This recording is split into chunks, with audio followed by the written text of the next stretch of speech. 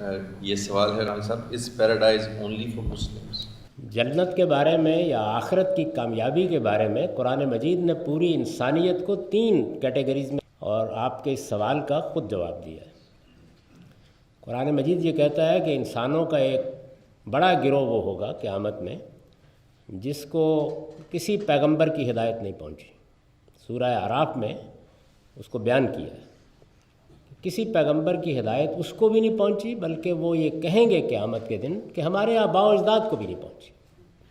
اس وقت بھی دنیا میں ایسے بہت سے گروہ موجود ہیں، ماضی میں بھی رہے ہیں۔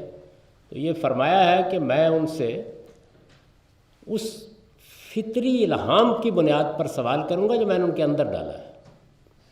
وہ کیا ہے؟ ایک خدا کا شعور اور دوسرے انسان کی مورل بینگ، جس کو دوسری جگہ بیان کیا ہے وَنَفْسٍ وَمَا سَوَّاهَا فَأَلْهَمَهَا فُجُورَهَا وَتَقْوَاهَا، کہ میں نے جب انسانی شخصیت کی تشکیل کی، اس کو بنایا، اس کا تسویہ کیا، اسے نک سک سے سنوارا، تو اس کے اندر یہ شعور ودیت کر دیا، الہام کر دیا کہ نیکی کا راستہ کون سا ہے اور برائی کا راستہ کون سا ہے۔ اسی کو دوسری جگہ واضح کیا ہے کہ کسی پیغمبر کی ہدایت سے بہت پہلے جب میں نے تمہاری تشکیل کی، اس وقت ہی ہدینہ النجدین، میں نے نفس انسانی کو دونوں راستے دکھا دیے، ان کی ہدایت دے دی۔ تو اس وجہ سے پہلی کیٹیگری قرآن کہتا ہے ان لوگوں کی ہوگی، اور ان سے ظاہر ہے کہ پیغمبروں کی تعلیمات کے بارے میں سوال نہیں کیا جائے گا۔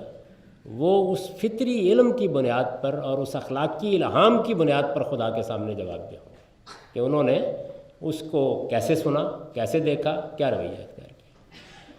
قرآن مجید نے بتایا کہ دوسری کیٹیگری ان قوموں کی ہے جن کی طرف پیغمبر آئے اور انہوں نے ان پیغمبروں پر ایمان قبول کیا، جیسے یہودی ہیں، جیسے مسیحی ہیں۔